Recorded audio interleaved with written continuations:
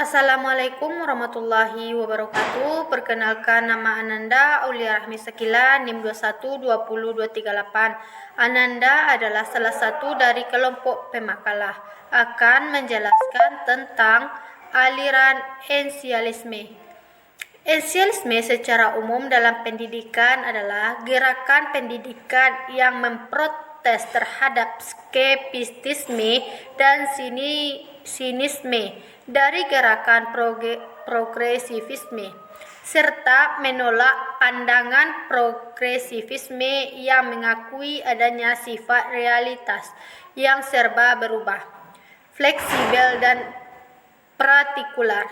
Menurut ensialisme, landasan semacam itu kurang tepat untuk pendidikan, sebab dapat menimbulkan pandangan pendidikan yang berubah-ubah.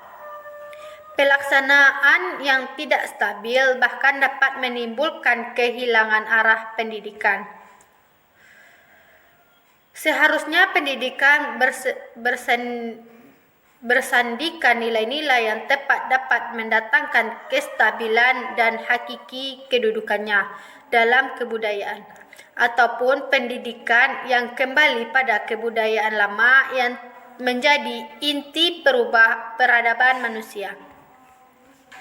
Tokoh aliran pendidikan ensialisme yang pertama adalah William C. Buckley, memandang pendidikan sebagai proses utama dalam penanaman fakta-fakta melibatkan rentangan mata pelajaran yang relatif sempit yang merupakan inti pelajaran yang efektif. Ensialisme dilandasi oleh filsafat idealisme dan realisme objektif yang bersifat eklektik. Artinya, dua aliran filsafat ini bertemu sebagai pendukung ensialisme, tetapi tidak lebur menjadi satu. Masing-masing tidak melepaskan sifat-sifat utamanya. Filsuf-filsuf besar idealisme peletak dasar-dasar asas ensialisme yaitu Plato, zaman klasik, dan idealisme modern adalah Leibniz, Immanuel Kant, dan Hegel dan Schopenhauer. Filsuf-filsuf besar realisme pada zaman klasik adalah Aristoteles dan Demokritos, sedangkan realisme modern adalah Tom Hobbes, John Locke, G. Berkeley, dan David Hume. Pandangan tentang pendidikan menurut ensialisme. 1. Pendidikan merupakan upaya untuk memelihara kebudayaan. Education, cultural conversation. Pendidikan harus didasarkan kepada nilai-nilai kebudayaan yang telah teruji dalam segala zaman, kondisi dan sejarah, yang merupakan esensi untuk mengembangkan hari, kini, dan masa depan umat manusia. 2. Kurikulum terpusat pada mata-mata pelajaran akademik yang pokok. Kurikulum sekolah dasar ditekankan pada pengembangan keterampilan dasar dalam membaca, menulis, dan matematika. Kurikulum sekolah menengah menekankan pada perluasan mata pelajaran matematika, ilmu alam, humaniora, bahasa, dan sastra. Metode pendidikan berpusat pada guru, teacher, kantoret. Guru sebagai mediator antara dunia masyarakat dengan dunia anak, berpengaruh kuat dan mengawasi kegiatan-kegiatan di kelas. Sedangkan peranan serta didik adalah belajar dengan melatih mental seperti diskusi, memberi tugas, dan penguasaan pengetahuan. Misalnya, melalui penyampaian 7 informasi dan membaca, sehingga pelajar harus siap melakukan latihan intelektif.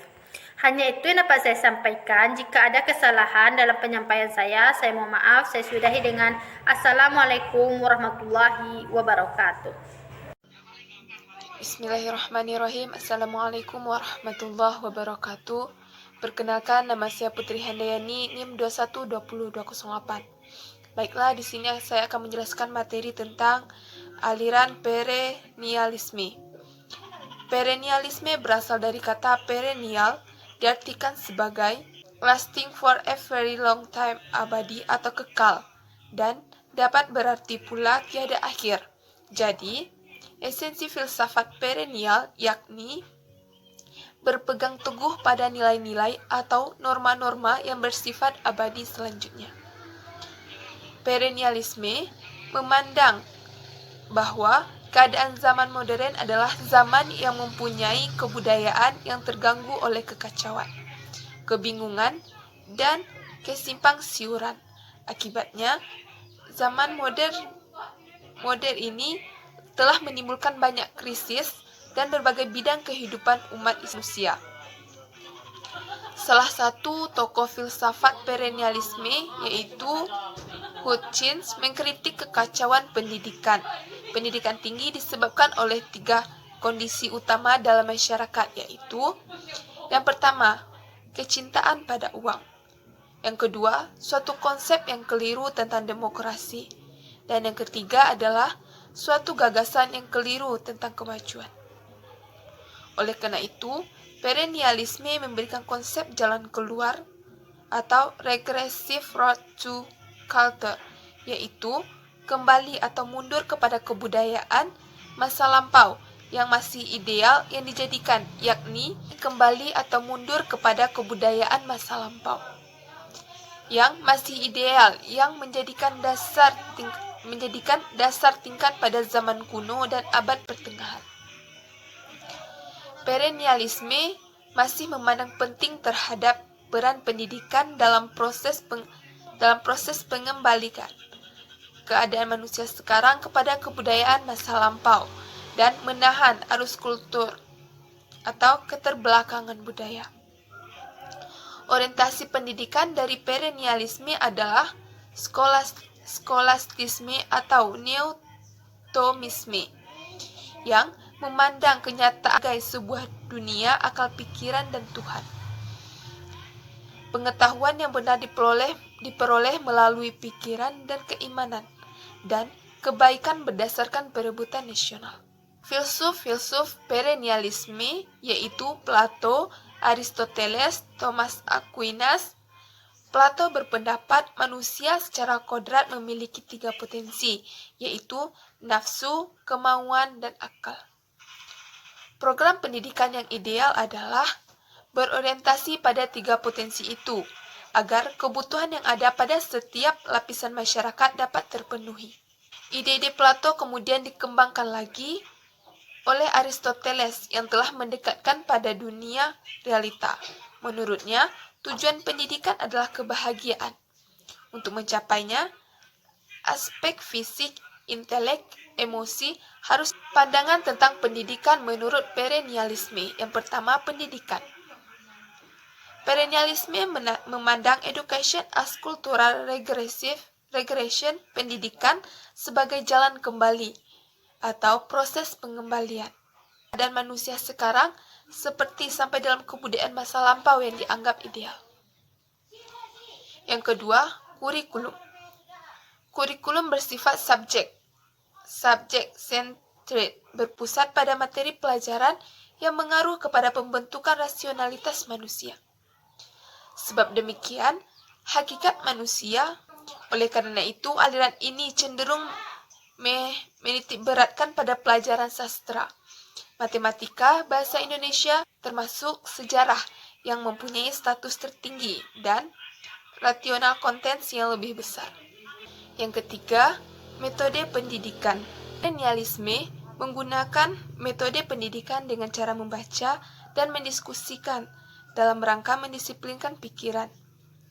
Dengan demikian, guru mempunyai peranan yang dominan dalam penyelenggaraan kegiatan belajar mengajar di kelas.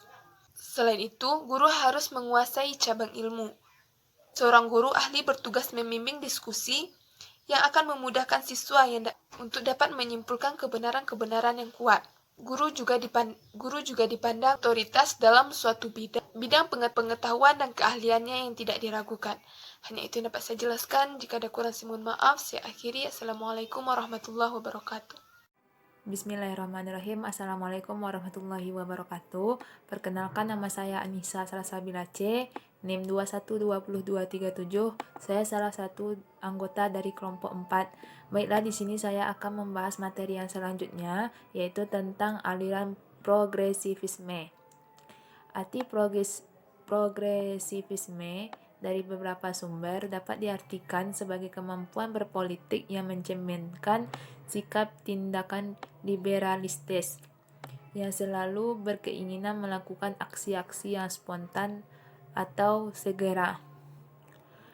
Progres sendiri berarti kemajuan. Dalam kamus filsafat dan psikologi, progresif berarti usaha untuk menemukan ikatan-ikatan yang sempurna.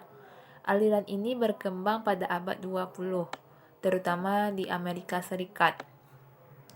Progresisme ini lahir sebagai pembaharuan dalam dunia filsafat pendidikan, terutama sebagai lawan terhadap kebijaksanaan konvensional yang diwarisi dari abad ke-19. Progresisme ini sebagai paham filsafat mempunyai watak yang dapat digolongkan sebagai yang pertama, yaitu negatif dan diagnostik, yaitu yang berarti bersikap anti terhadap otoritarisme dan absolutisme dalam segala bentuk, baik yang kuno maupun yang modern, meliputi semua bidang kehidupan, terutama agama, moral, politik, dan ilmu pengetahuan. Yang kedua yaitu positif dan remedial, yaitu suatu pernyataan dan kepercayaan atas kemampuan manusia sebagai subjek yang memiliki potensi alamiah, terutama kekuatan untuk berkembang dalam menghadapi dan mengatasi semua problem hidup. Baiklah, sekian dari saya. Apabila ada kesalahan dan kekurangan dalam penjelasan saya, mohon maaf. Saya akhiri dengan wassalamualaikum warahmatullahi wabarakatuh.